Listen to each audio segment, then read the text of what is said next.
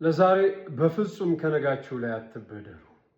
በተለይ የቃል አደራ ሰዎች ላይ አታስቀምጡ።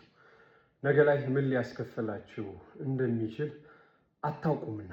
ክፉ ቃል ክፉ አደራ ነው። ሰዎችን በክፉ መንገድ አትናገሯቸው።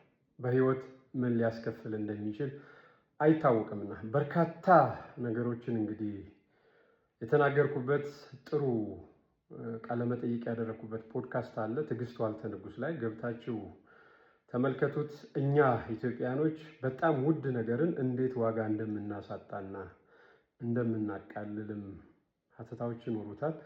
ገብታችሁ አይታችሁ ለምን እንዴት የሚሉ ነገሮችን ለራሳችሁ ማስቀመጥ ትችላላችሁ። የገበሬው ልጅ ዮሐንስ ሽፈራው ነኝ። ትዕግስት ዋልተ ንጉስ ብላችሁ ሰርች ብታደርጉ ዩቲዩብን ታገኙታላችሁ።